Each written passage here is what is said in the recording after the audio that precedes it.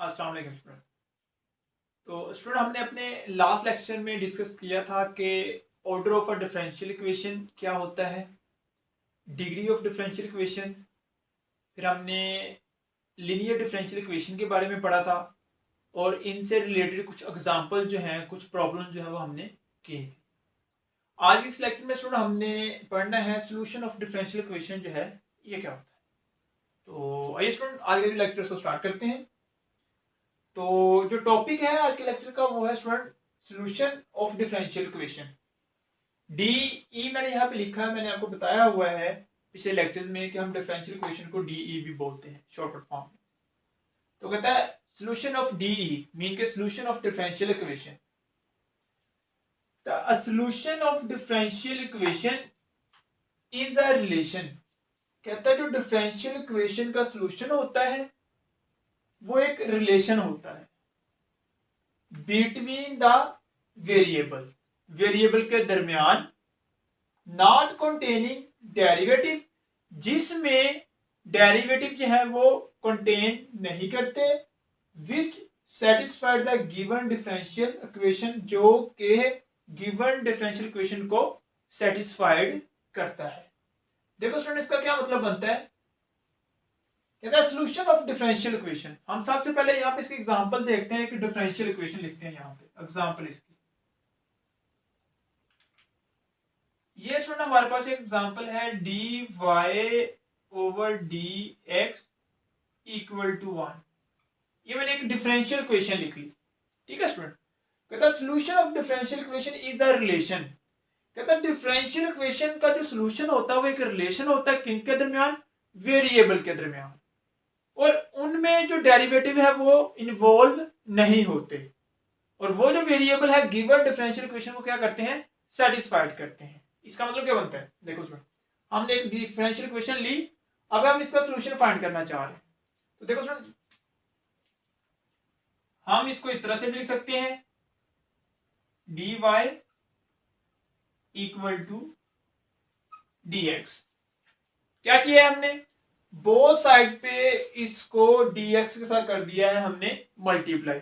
जब both side पे dx के साथ स्टूडेंट हम इसको मल्टीप्लाई करेंगे, ये dx इस dx के साथ कैंसिल हो जाएगा तो dy आ जाएगा, और 1 जब dx के साथ मल्टीप्लाई होगा तो dx आ जाएगा।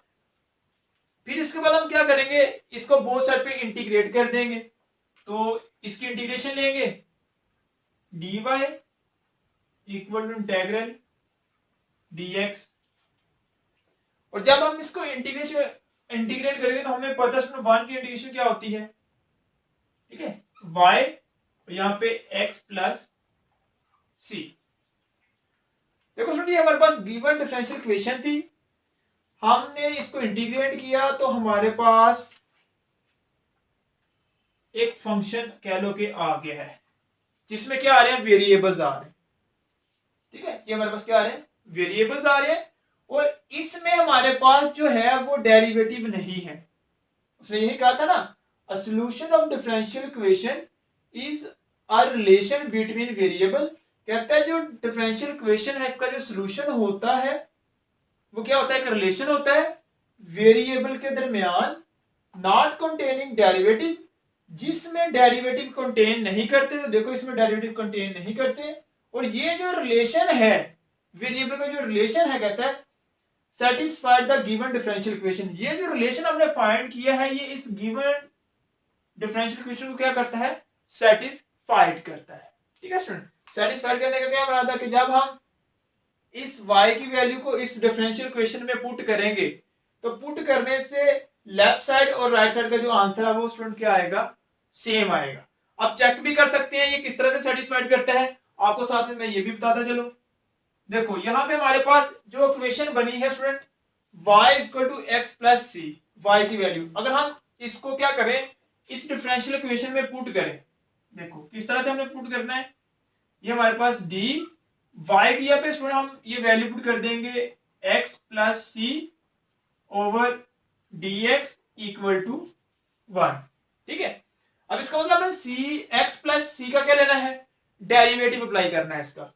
तो x का डेरिवेटिव स्टूडेंट क्या होता है, हमने पढ़ा हुआ है 1 प्लस c क्या है, आर्बिट्रेरी कांस्टेंट, और कांस्टेंट का डेरिवेटिव क्या होता है, 0 इक्वल टू 1, ये 1 इक्वल टू किसके आ गया, 1 के।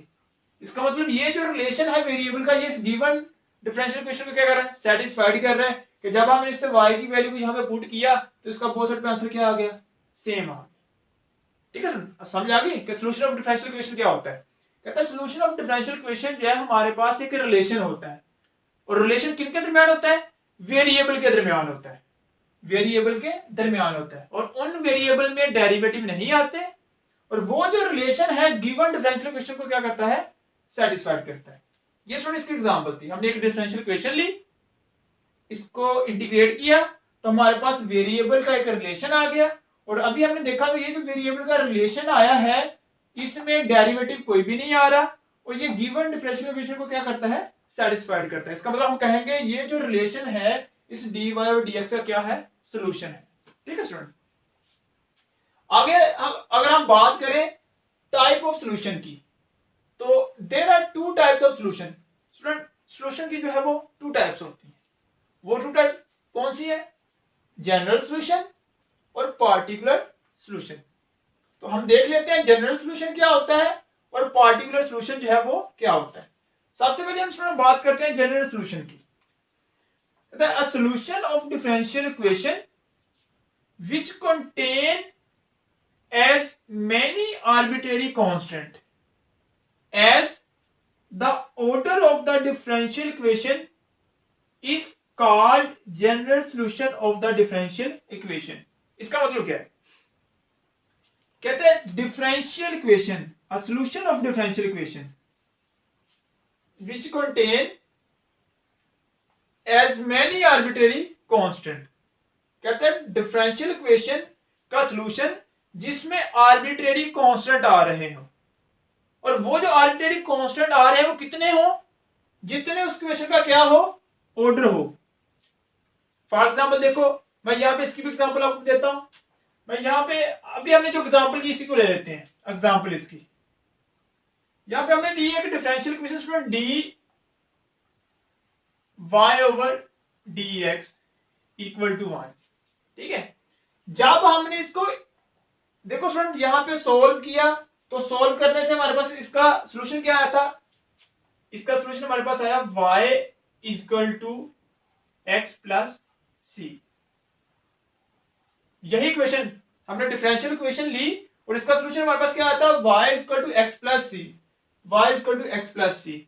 ये क्या है, इस डिफरेंशियल इक्वेशन का सॉल्यूशन है। कहते हैं डिफरेंशियल इक्वेशन का वो सॉल्यूशन जिसमें आर्बिट्रेरी कांस्टेंट आ रहे हो। सी देखो हमारे पास क्या है, आर्बिट्रेरी कांस्टेंट। आर्बिट्रेरी कांस्टेंट क्या होती है, ये ऐसा कांस्टेंट होता है जिसकी वैल्यू जो है वो चेंज हो सकती है। जिस तरह अब हमें नहीं पता सी की वैल्यू क्या है स्टूडेंट, यहाँ पे हम सी की वैल्यू 1 भी हो सकती है, सी की वैल्यू 2 भी हो सकती है, सी की वैल्यू 3 भी हो सकती है, सी की वैल्यू 4 भी हो सकती है, 5 6 7 कुछ भी यहाँ पे सी की वैल्यू हो सकती है। अगर हमें सी की वैल्यू का नहीं पता तो हम इसको बोलते हैं आर्बिट्रेरी कांस्टेंट। देखो कहता है solution of differential equation, differential equation का सॉल्यूशन जिसमें आर्बिट्रेरी कांस्टेंट जो है वो आ रहे हो। ठीक है, जिसमें आर्बिट्रेरी कांस्टेंट आ रहे हो, और वो कांस्टेंट कितने होने चाहिए, जिस वो जो आर्बिट्रेरी उसके सॉल्यूशन में जो आर्बिट्रेरी कांस्टेंट आ रहे हैं वो कितने होने चाहिए, जितना उस डिफरेंशियल इक्वेशन का ऑर्डर है उतने ही उसमें आर्बिट्रेरी कांस्टेंट होने चाहिए।